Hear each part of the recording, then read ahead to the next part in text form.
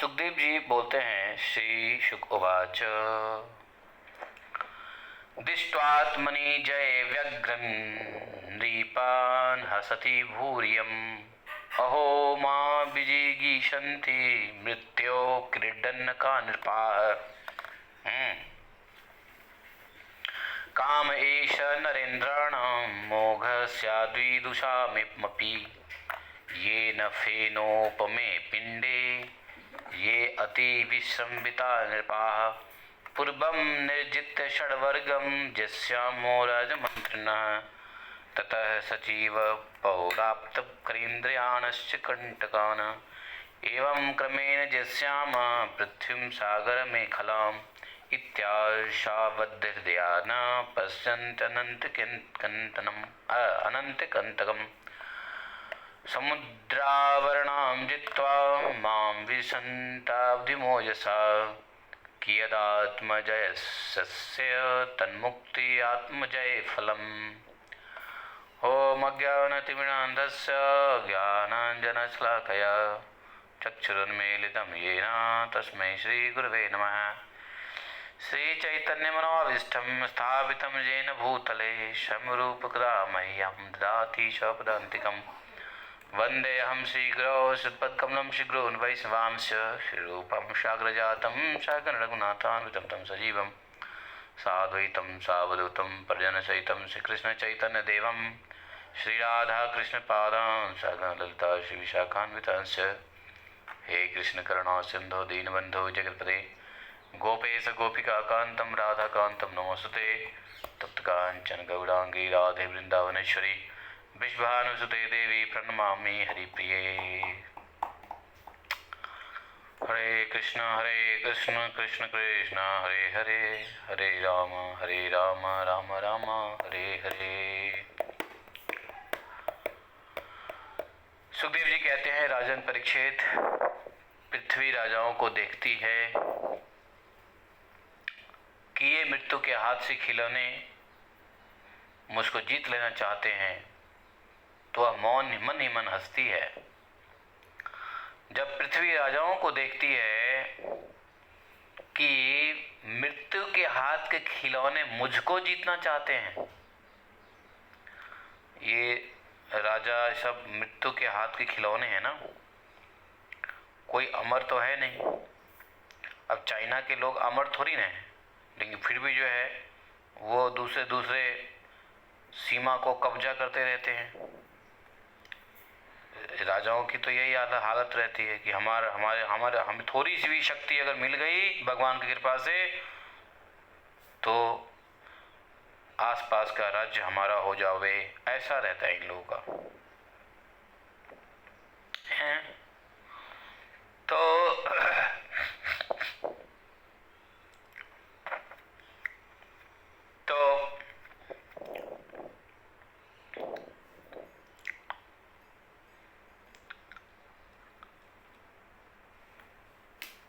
मन ही मन पृथ्वी हंसती है। मृत्यु के हाथ के खिलौने हमको जीत लेना चाहता है, बताओ। दूध क्या? अरे दूध कितना है देखो, एक थाने पे आ दो बाबू, कीड़े को नुकसान करेगा। अरे कितना है ये? आधी से डेढ़ से। और ये गाय को पिला दो। गाय को? हाँ अच्छा। हाँ, गाय को पिला दो, 3 दिन तक गाय को पिलाना है। ये दूध गाय को ही पिला दो 2 दिन, हाँ 2 दिन 3 दिन तक गाय को ही पिला दो इसको।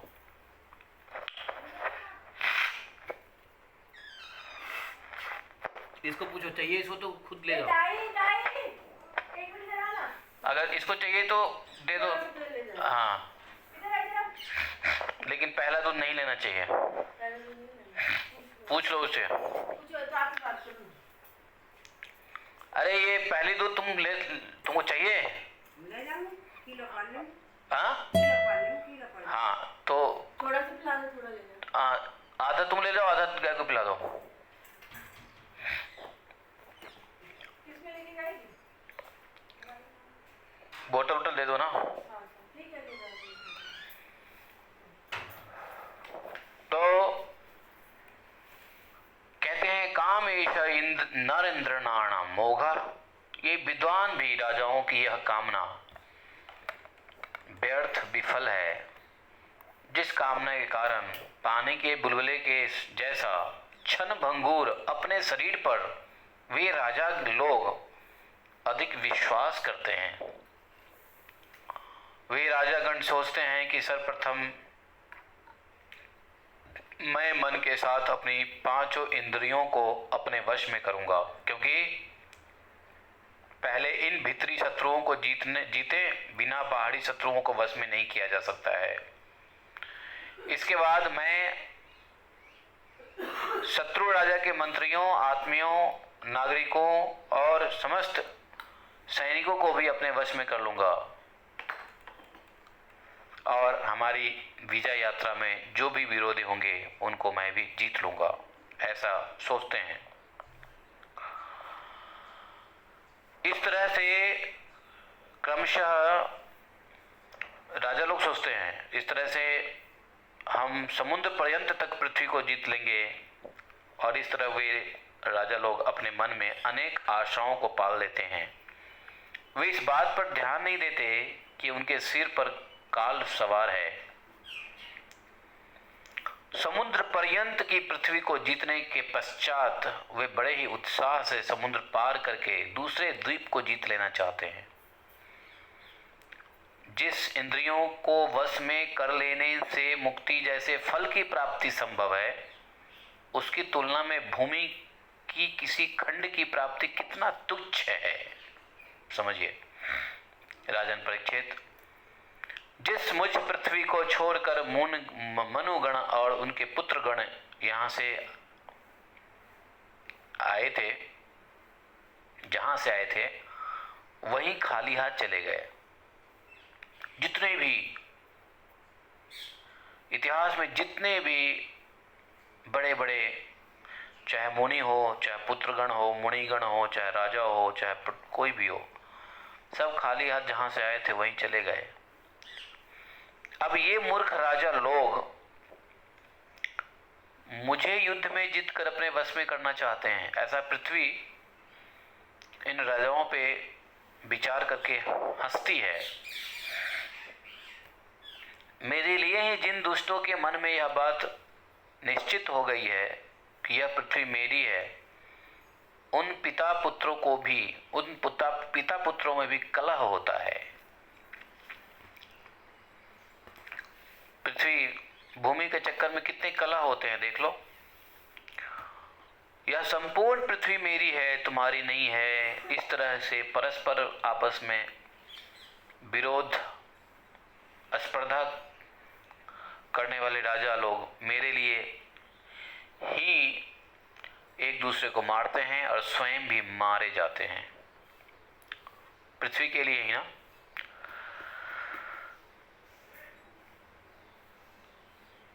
पृथु, पुरुरवा, गाधी, नहुष, भरत, सहस्त्रबाहु, अर्जुन, मांदता, सगर, राम, खड़वांग, धुंधुमार, रघु, तृणबिंदु, ययाति, सरयाति, शांतनु, गए, भगीरथ, कुल्याश्व, कुवलयाश्व, कुकुत्थस्व, नैषध, नृग, हिरण्यकशिपु, वृत्र, संसार को रुलाने वाला रावण, राम, नमुची, शंबरासुर, भौमासुर, हिरण्याक्ष, तारकासुर और दूसरे बहुत से दैत्य तथा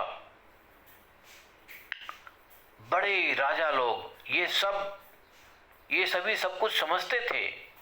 ये सब के सब शूरवीर थे। इन सबों ने दिग्विजय में दूसरों को हरा दिया और दूसरे लोग इन सबों को नहीं जीत सके।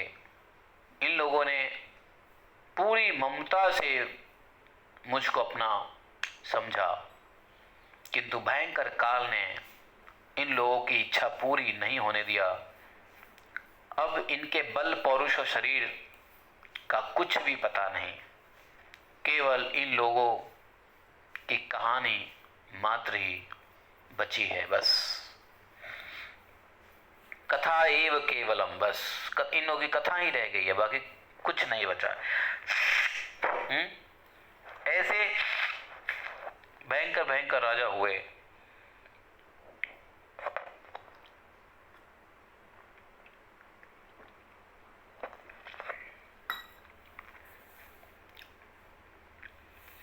परीक्षित जी, इस संसार में बड़े बड़े प्रतापी और महान पुरुष हुए हैं। वे सभी लोक में अपने यश का विस्तार करके चले गए। तुमको ज्ञान और वैराग्य का उपदेश करने के लिए उन सबों की कथा को सुनाया है हमने। यह सब वाणी का विलास मात्र परमार्थ नहीं है। तो अंतिम कह रहे हैं कि ये सब जो कथा सुनाया है ये सब वैराग्य का उपदेश करने के लिए, ताकि तुमको भी अपने राज्य से कोई मोह ना हो। अंत समय में कम से कम राज्य में अनुराग ना हो। तुम्हारा मोह अपने राज्य, प्रजा, शासन, धन, कोश, संपत्ति, सबसे तुम्हारा मोह नष्ट हो जावे।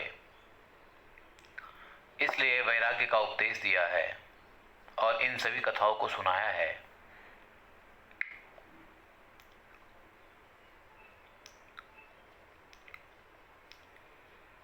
भगवान श्री कृष्ण में निर्मल भक्ति को चाहने वाला, अमंगलों का विनाश करने वाले भगवान के गुणों का वर्णन है।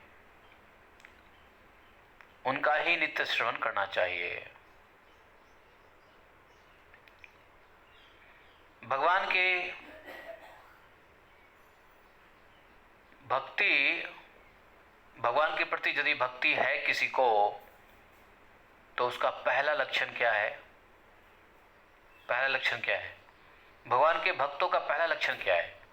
सबसे पहला लक्षण क्या होना चाहिए जिसको कह सकते हैं कि आप किसी में क्या लक्षण देखोगे, कह सकते हो कि हाँ ये भगवान के भक्त है? पहला लक्षण श्रद्धा। श्रद्धा। वो श्रद्धा तो हृदय में होगा, वो दिखाई नहीं देता है। पहला लक्षण क्या देखोगे? श्रद्धा। श्रद्धा दिखाई तो नहीं देता है। नम्रता। नम्रता।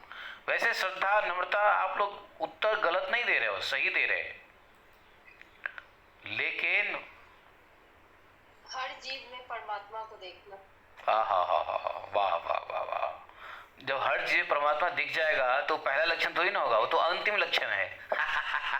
हे भगवान, हर चीजें परमात्मा को देखना तो अंतिम लक्षण है।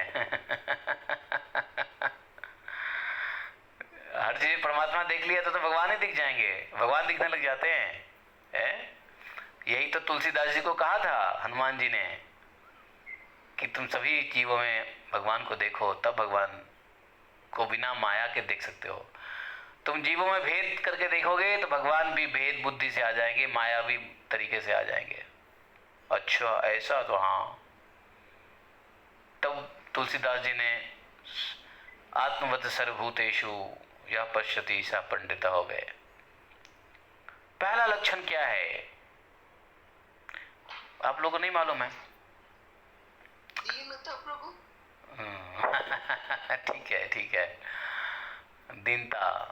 वो भगवान के भक्त जो नहीं है ना, उसमें भी दीनता होती है। जो भगवान की भक्ति नहीं करता वो भी दीनता होता है। वही गरीबों को खिलाता है, वही गरीबों को हमसे ज्यादा खिलाता है, ये सेठ लोग, नहीं क्या? भगवान के दिल्ली वाले देखो, दिल्ली वाले सब जितने भी बनिया बकाल है, सबके सब देखो गोवर्धन पे आके कितना दीनता पूर्वक बेचारा वो सबको पूरी खिलाता है, कपड़े बांटता है, बंदरों को खिलाता है। तो क्या यह लक्षण भक्त के हैं? नहीं है। दीनता भक्त का लक्षण है, लेकिन दीनता भक्त के अलावा भी सबके लक्षण हो सकते हैं। ये 15वें श्लोक में भगवान ये कह रहे हैं सुखदेव जी, 15वें श्लोक से निकालो क्या कह रहे हैं। अरे बाबा, नवधा भक्ति का पहला लक्षण क्या है? तो फिर यही तो बात है ना। यदि कोई व्यक्ति भगवान की कथा सुनने में रुचि लेने लग जाए, कैसे रुचि? नित्य श्रवणम है और सततम श्रवणम, नित्यम श्रवणम सततम श्रवणम, हमेशा भगवान के बारे में ही सुनने की इच्छा रखता हो, सुनता हो नित्य और निरंतर।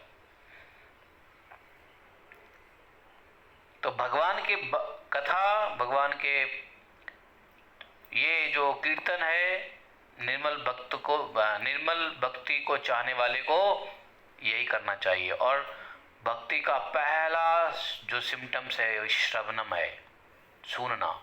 ये देखो दया बाहर के लोगों को भी होगा, लेकिन बाहर के लोग कितना भी दान पुण्य कर दे, लेकिन भगवान की कथा में उनकी इंटरेस्ट नहीं होती है। आप निमंत्रण दोगे, टिकट भी भेजोगे तो नहीं आएंगे। क्यों? उनके पास समय नहीं है।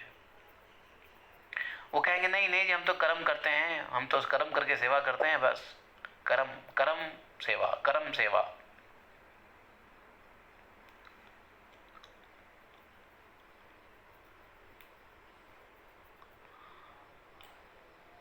तो केनोपायेन, तो राजा बोले, कौन? परीक्षित। अच्छा भगवान, तो ये बताओ, केनोपायेन भगवन् कलेर्दोषान् कलौ जनाः विधमिष्यन्त्युपचिन्तास्मने ब्रूहि यथा मुनेः। तो गुरुजी, कभी कभी सुखदेव गोस्वामी को गुरुदेव ही कहते थे परीक्षित जी, कभी भगवान कह देते थे, कभी गुरुदेव कह देते थे। कभी कभी व्यास नंदन भी कहते थे। तो कहे हे भगवान, ये जब कली तो बढ़ेगा, आने वाले समय में तो कली और बढ़ेगा, तो लोग बढ़े हुए कलयुग के दोषों को किस साधन से विनष्ट कर पाएंगे? ध्यान से सुनिए।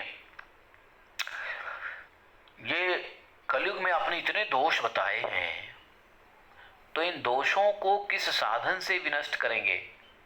हे महामुनि, आप मुझे उस उपाय को बताइए। युगानि युगधर्माश्च मानं प्रकल्पयो, मानं प्रलय कल्पयोः कालस्य स्वरूपस्य गतिं विष्णोर्महात्मनः। परीक्षित जी कहते हैं, युगों का स्वरूप, युगों का मान, युगों का धर्म, प्रलय काल के मान एवं सर्वव्यापक भगवान के काल चक्र की गति का आप वर्णन कीजिए। क्या गतियां हैं? कलयुग में सबसे बड़ा धर्म क्या है? ऐसा पूछ रहे हैं, जानना चाह रहे हैं।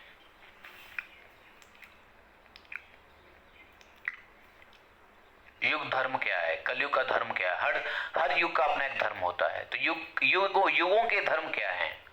युगों का मान क्या है? युगों का स्वरूप क्या है? प्रलय काल के समान सर्वव्यापक भगवान काल चक्र की गति कैसी होती है? ये सब प्रश्न किया परीक्षित जी ने।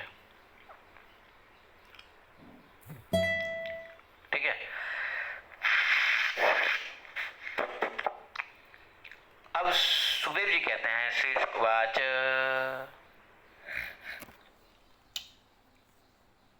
हैं सुखदेव जी कहते हैं, उसको ध्यान से सुनिए। सुखदेव जी कहते हैं, देखो,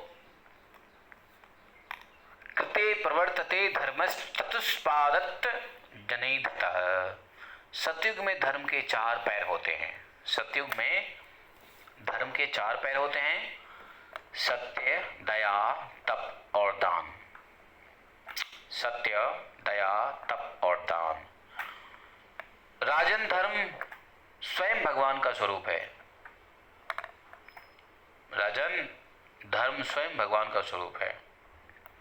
सतयुग के लोग संतुष्ट, करुणा युक्त, सबों से मित्रता का व्यवहार करने वाले एवं शांत रहते हैं। सतयुग के लोग, सतयुग के लोगों की इंद्रियां और मन उनके वश में रहती है।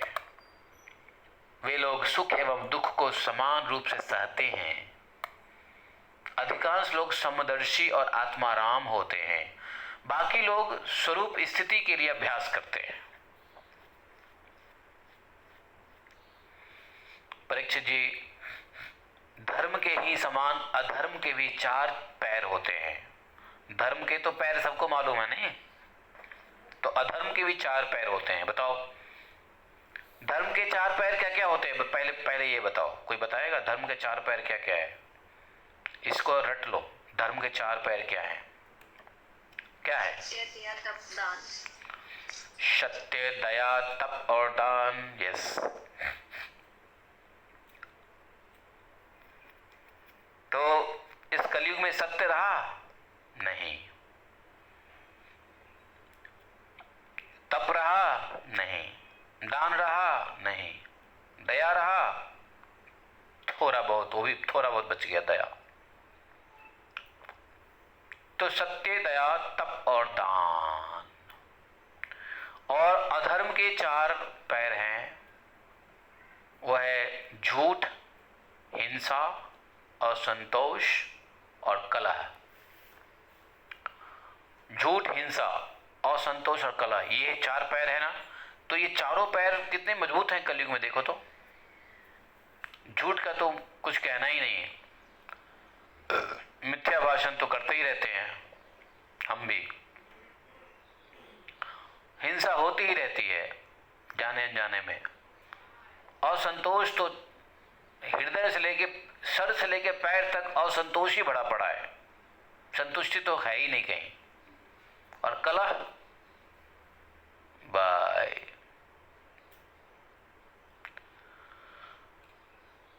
तो उस समय ब्राह्मणों की लोगों में प्रधानता होती है। किस समय? सतयुग के समय। और ब्राह्मण लोगों की प्रधानता होती है। सभी लोग कर्मकांड एवं तपस्या में निष्ठा रखते हैं। लोगों में ना तो अत्यंत हिंसा होती है और न लोग अत्यंत लंपट होते हैं। लोग धर्म, अर्थ, काम, रूप त्रिवर्ग का सेवन करते हैं। अधिक लोग कर्म प्रतिपादक, वेदों के पारंगत विद्वान होते हैं सतयुग में। सतयुग के बाद ये धर्म का स्वरूप बता दिया सतयुग में। सतयुग का क्या स्वरूप है? सतयुग के बाद कौन सा तो युग आया? द्वापर। तो कहते हैं देखो, द्वापर में हिंसा, असत्य, असंतोष और द्वेष, अधर्म के इन 4 चरणों के द्वारा तपस्या, सत्य, दया और दान, ये चारों आधे आधे हो जाते हैं। द्वापर आते आते तपस्या, सत्य, दया और दान, ये चारों आधा आधा छीण हो जाता है, हाफ हाफ हो जाता है, कमजोर हो गया, 50% ताकत रह जाती है। द्वापर युग के लोग महायशस्वी, कर्मकांडी, वेद अध्ययन परायण, समझे, धनी, बड़े परिवार वाले एवं प्रसन्न रहते हैं। बड़े बड़े परिवार होंगे उनके द्वापर में। वर्णों में ब्राह्मण और क्षत्रियों की प्रधानता होती है द्वापर में। सतयुग में सिर्फ ब्राह्मणों की प्रधानता, द्वापर में ब्राह्मण और क्षत्रिय दोनों की प्रधानता। और कलयुग में अधर्म के साधनों के बढ़ जाने के कारण धर्म के चरण क्षीण होकर चतुर्थांश मात्र बच्चे रहते हैं। अब ये जो द्वापर है, द्वापर में 25% ही बच जाता है। क्या? चारों सत्य, दया, तप और दान।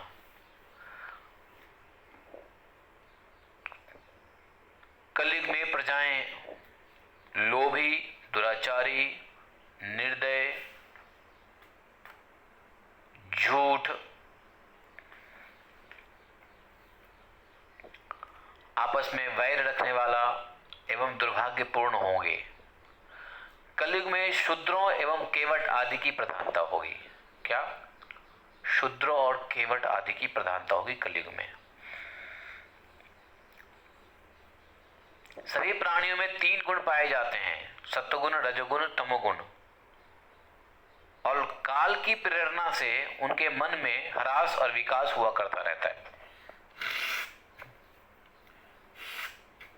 काल की प्रेरणा से इन गुणों का विकास काल की प्रेरणा से होता है और इन गुणों का ह्रास भी काल की प्रेरणा से होता है।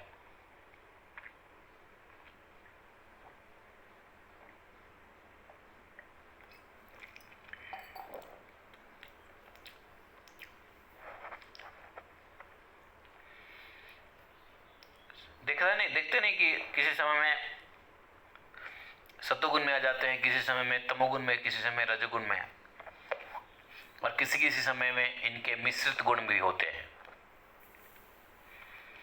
जब मन, बुद्धि एवं इंद्रियां सत्वगुण में स्थित होकर अपना अपना कार्य करती है, उस समय सतयुग जानना चाहिए, और उस समय लोगों की तपस्या और ज्ञान में रुचि होती है। यदा धर्मार्थ कामेषु भक्तिर्भवति देहिनां तदा त्रेता रजो वृत्ति रीति जानीहि बुद्धिमन। हे बुद्धिमन, बुद्धिमान कौन? राजा परीक्षित। जब प्राणियों की धर्म, अर्थ, काम अर्थात लौकिक एवं पारलौकिक सुख भोगों की ओर प्रवृत्ति होती है, उस समय रजोगुण की प्रवृत्ति होती है। यह तुम्हें जानना चाहिए। जब प्राणियों में लोभ, असंतोष, मान, दंभ और अभिमान, काम्य कर्मों की प्रधानता हो जाती है, तो उस समय रजोगुण एवं तमोगुण द्वारा द्वापर युग जानो।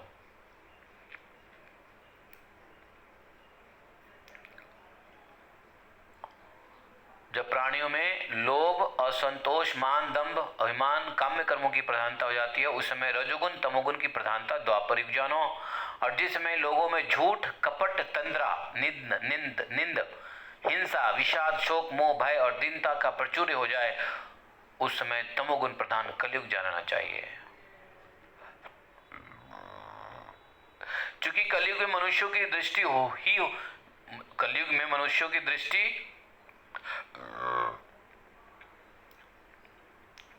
हीन हो जाती है, क्षुद्र दृष्टि हो जाती है। कलयुग में लोग होते तो निर्धन हैं, कहते हैं, किंतु खाते हैं बहुत अधिक। निर्धन होंगे लेकिन खाएंगे बहुत अधिक।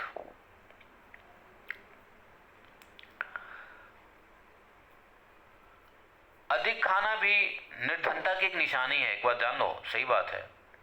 जो जितना निर्धन होगा ना, वो ज्यादा खाएगा।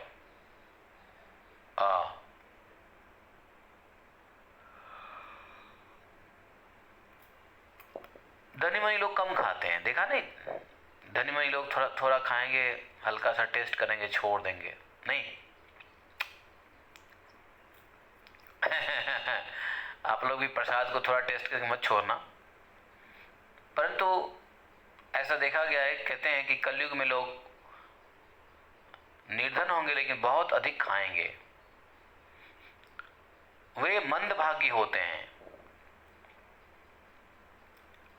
किंतु मन में कामनाएं बहुत होती है। कलयुग के लोगों का भाग्य जो है ना, बहुत मंद होता है, लेकिन हृदय में कामनाएं बहुत होती है। स्त्रियों दुष्टता और कुलटापन की वृद्धि हो जाती है। दुष्ट स्त्रियों की दुष्टता और कुलटापन अधिक वृद्धि हो जाती है कलयुग में। और जनपदों में लुटेरों की भरमार हो जाएगी। कलयुग में लुटेरों की भरमार हो जाएगी। भरमार हो ही रहा है लुटेरों के, नहीं हो रहा है? पाखंडी लोग अपने मनमानी ढंग से वेद का अर्थ करने लगेंगे। राजा लोग प्रजा की संपत्ति हड़प लेंगे, और ब्राह्मण अपना पेट भरने में और शिष्ण इंद्रियों को तृप्त करने में लगे रहेंगे। इससे ज्यादा कुछ नहीं करेंगे।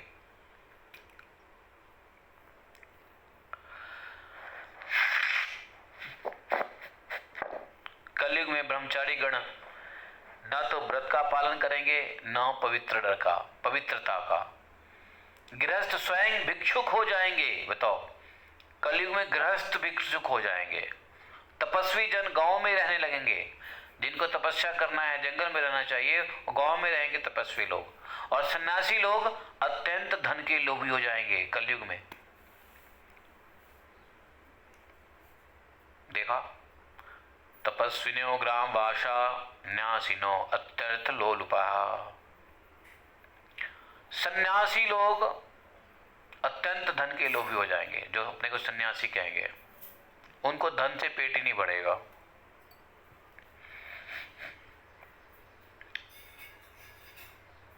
हर्ष्वाकाया महाहारा भूयपत्यागतर्यः। स्त्रियों का आकार छोटा हो जाएगा। कलयुग में स्त्रियों की आकार छोटा हो जाएगा, किंतु खाएगी बहुत अधिक। अरे छोटे आकार की होगी तो खाएगी तो ले जाएगी कहां, भगवान जाने। उनकी बहुत संतानें होगी, वे लज्जा का परित्याग कर देंगी। वेश्या कटु भाषण करेगी, चोरी करने में निपुण होगी और बहुत अधिक साहसी होगी। कलयुग में स्त्रियां कहती है बहुत अधिक साहसी होगी। व्यापारी क्षुद्र बुद्धि वाले हो जाएंगे और छल कपट करेंगे। विपत्ति काल के नहीं होने पर भी साधु पुरुषों द्वारा निंदित व्यापार करेंगे।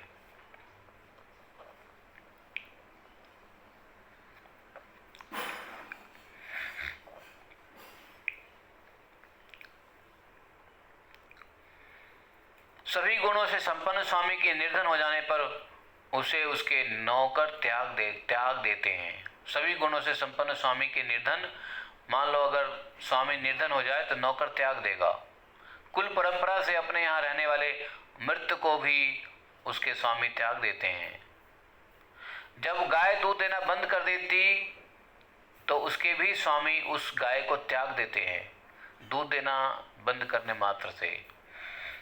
कामना वासना की पूर्ति के लिए सौहार्द रखने वाले लोग अपने पिता, भाई और हितैषियों को छोड़कर साली साले से ही सलाह करेंगे।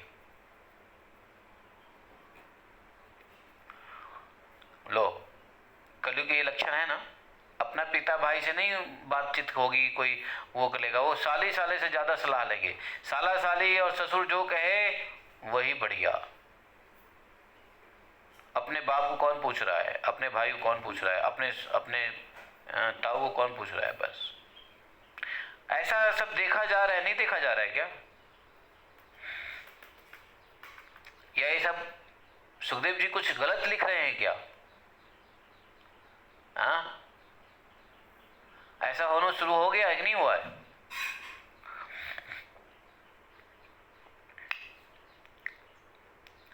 ऐसे सबके घर में आप देखोगे, मेरे घर में भी है।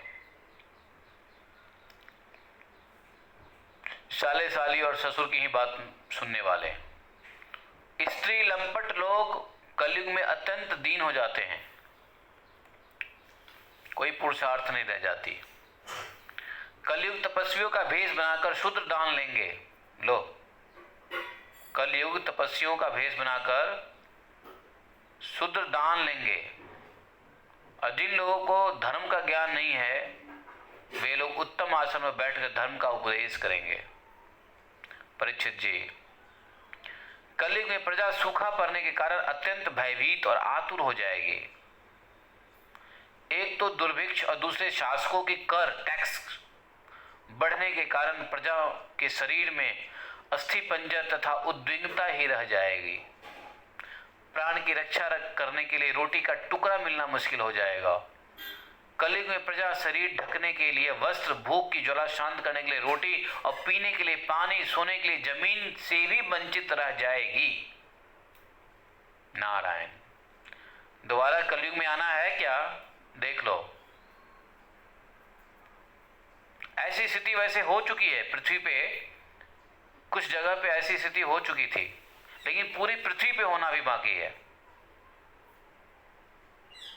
ये जो अस्थि पंजर वाली बात है, आप देखोगे जब ब्लैक अफ्रीका में जाके देखो, कितने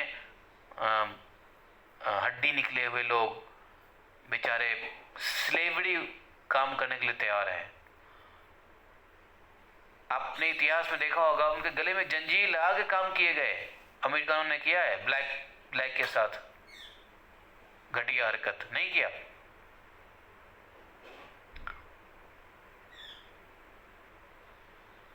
वो किसी एक जगह पे हुआ है, लेकिन अभी पूरी पृथ्वी पे ऐसा होना है। पानी के लिए, यहां तक कि सोने के लिए जमीन भी न मिलेगी।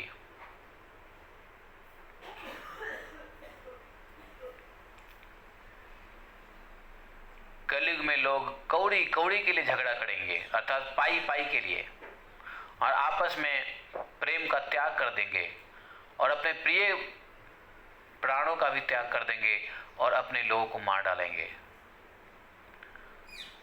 न रक्षस्यन्ति मनुजा अस्थवीरो पितरावपि। अपनी जनेंद्रियों की तृप्ति और पेट भरने में लगे हुए क्षुद्र पुरुष अपने वृद्ध माता पिता की रक्षा नहीं करेंगे, बूढ़े माता पिता की भी रक्षा नहीं कर सकेंगे। हर प्रकार से सभी कार्यों में कुशल पुत्रों को माता पिता भी अलग कर देंगे, रक्षा नहीं करेंगे।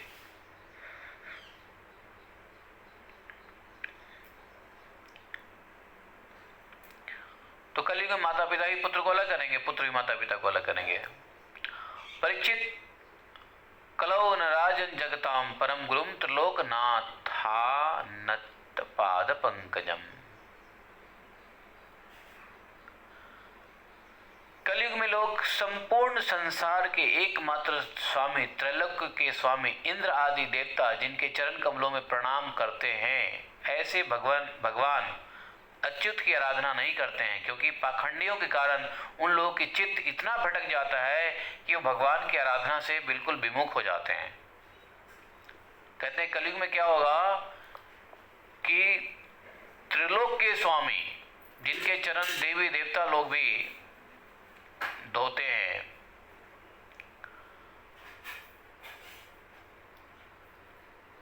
इंद्र आदि देवता भी जिन भगवान का पूजा करते हैं, कलयुग के लोग की बुद्धि इतनी उल्टी होगी कि पाखंड के कारण वो भगवान को स्वीकार ही नहीं करेगा, उसका चित्त भटकेगा, भगवान से विमुख रहेगा। यदि कोई मनुष्य मरते समय आतुर होकर अथवा गिरते या फिसलते समय विवश होकर भगवान का एक नाम भी उच्चारण कर ले तो उसके कर्मों के बंधन छिन्न भिन्न हो जाते हैं। ऐसे श्री भगवान की कलयुगी लोग आराधना नहीं करते। कहते हैं गलती से फिसलते वक्त या एक्सीडेंटली अगर मुंह से भगवान का नाम निकल गया तो वो भी कर्म को नष्ट करने वाला होता है। ऐसे भगवान का आराधना ये कलयुग प्राणी नहीं करेंगे।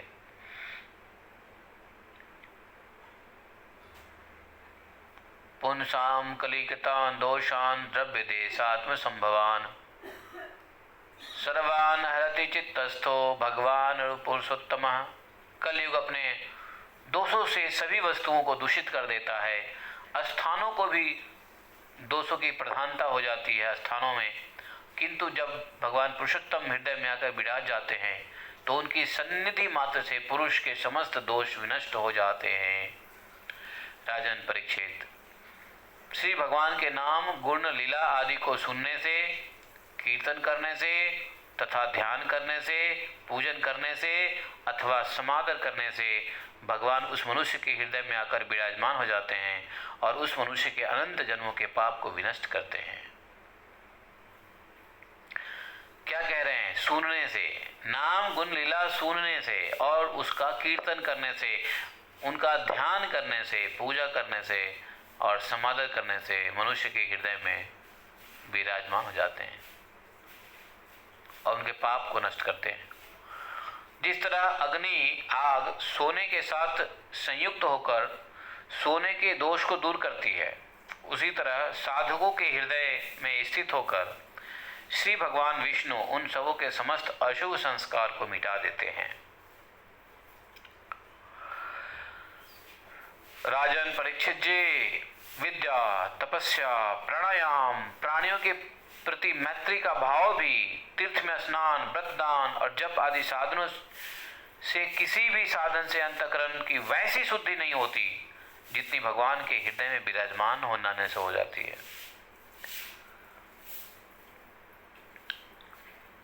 शुद्धि होती है लेकिन वैसी शुद्धि नहीं होती जैसे जितना भगवान के हृदय में विराजमान होने से होता है। तो भगवान को हृदय में विराजमान कैसे करें? भगवान के नाम सुनो, नाम रूप कीर्तन करो, गुण लीला आदि का कीर्तन करो। जैसे कीर्तन करेंगे तो भगवान हृदय में आ जाते हैं, और जितना करेंगे उतना भगवान हृदय में सफाई करेंगे। अब गंदगी ही ज्यादा है तो भगवान को भी टाइम लग रहा है सफाई करने में, तो क्या दिक्कत है उसमें, समय लगेगा। भगवान भी हृदय में आके सफाई उसी स्पीड से करते हैं जिस स्पीड से हमारी इच्छा होती है। अगर हमारी इच्छा ये है कि धीरे धीरे भगवान करें तो भगवान धीरे धीरे करेंगे। अगर हमारी इच्छा होगी नहीं नहीं लेट्स डू बैलेंस्ड बैलेंस होना चाहिए, संसार में भी और इधर भी बैलेंस होना चाहिए। भगवान भी कहेंगे ठीक है तेरा बेटा बैलेंस में ही करता हूं, तेरा हृदय साफ। नहीं अभी तो समय नहीं है, अभी तो जीवन कुछ और देखना है, ठीक है तो तू जब चाहेगा तभी कर दूंगा सफाई, क्या दिक्कत है। तो भगवान सफाई करते हैं हमारी इच्छाओं को देखते हुए, किसी इच्छा कैसी है, तीव्र इच्छा है तो जल्दी सफाई कर देंगे, और थोड़ा सा मोह माया फंसा हुआ है, क्योंकि आत्मा से तो आप छुपा नहीं सकते, स्वयं से और आत्मा से छुपा नहीं सकते कोई चीज। तो मन में जितनी इच्छा, वास्तव में वैराग्य कितनी है, वैसे ही भगवान उसी लेवल में हृदय आकाश को साफ करते हैं। नहीं तो ढका रहता है हृदय आकाश इच्छाओं के बादल से।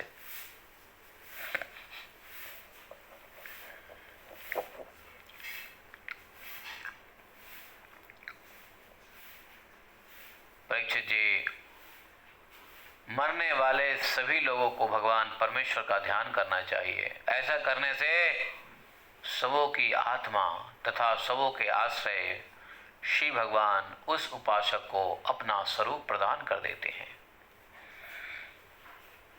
तो मरने वाले सभी लोगों को भगवान की परमेश्वर के ध्यान करना चाहिए। बताओ हम में से कौन मरने वाला नहीं है? जो आज बच्चा पैदा हुआ है क्या वो मरने वाला नहीं है? तो मरने वाले सभी लोग जो मरेंगे उसको परमेश्वर का ध्यान करना चाहिए।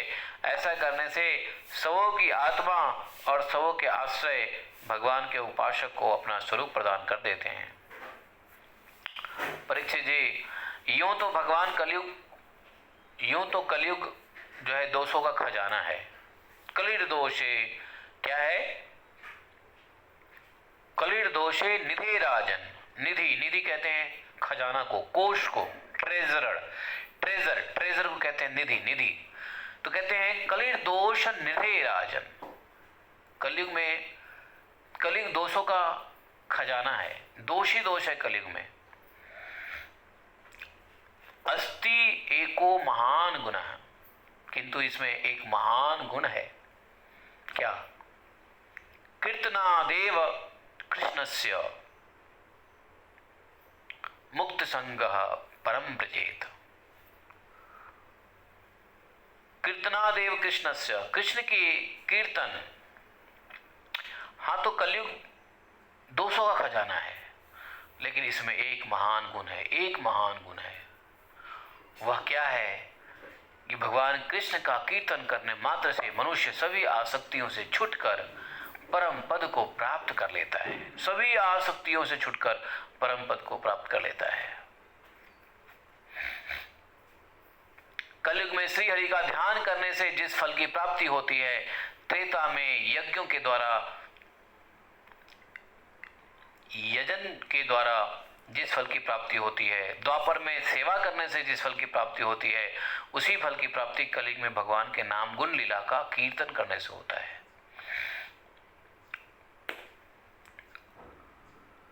सत्युग में ध्यान, त्रेता में यज्ञ, द्वापर में सेवा और कलयुग में गुण लीला का कीर्तन। तो इस प्रकार से सुखदेव जी ने परीक्षित जी को बता दिया सभी युगों के रूप और धर्म। समझ गए?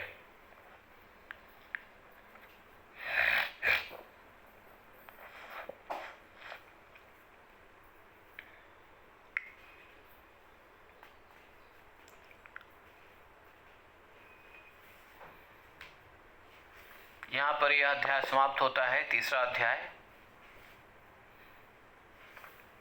हम लोग यहीं पे आज समाप्त करते हैं। चौथे अध्याय में हम लोग पढ़ेंगे 4 प्रकार का प्रलय।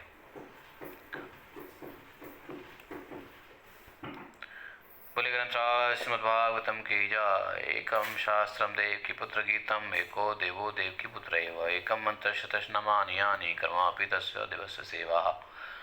तमेव माता च पिता तमेव, तमेव बन्धुश्च सखा तमेव, तमेव विद्या द्रविणं तमेव, तमेव ओं सर्वदेव देव। कृष्णाय वासुदेवाय हरे परमात्मने प्रणतक्लेशनाशाय गोविंदाय नमो नमः।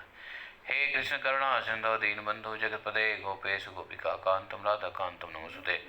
तप्त कांचन गौरांगी राधे वृंदावनेश्वरी विश्वानुसुते देवी प्रणमामि हरिप्रिये। वाञ्छाकल्पतरुभ्यश्च कृपा सिन्धुभ्यैव च पतितानां पावनेभ्यो वैष्णवेभ्यो नमो नमः। जय श्री कृष्ण चैतन्य प्रभु नित्यानंद, श्री अद्वैत गदाधर शिवासादि गौर भक्तवृंद। हरे कृष्ण कृष्ण कृष्ण हरे हरे, हरे राम राम राम हरे हरे। हरे कृष्ण कृष्ण कृष्ण हरे हरे, हरे राम राम राम हरे हरे। बोले ग्रंथराज श्रीमद् भागवतम की जय, श्री प्रभुपाद की जय, श्री सिद्ध स्वामी महाराज की जय, श्री नरसिंहदेव भगवान की जय, भक्त प्रहलाद महाराज की जय, वृंदावन धाम की जय, राधा कुंड श्याम कुंड गिरी गोवर्धन की जय, गणेश चतुर्थी की जय। गणपति बप्पा मोरया, है ना। तो कल पढ़ेंगे आगे। आज के लिए इतना ही है, ठीक ठाक है। तो आज गणेश चतुर्थी मनाई जा रही है बॉम्बे सब में, महाराष्ट्र में।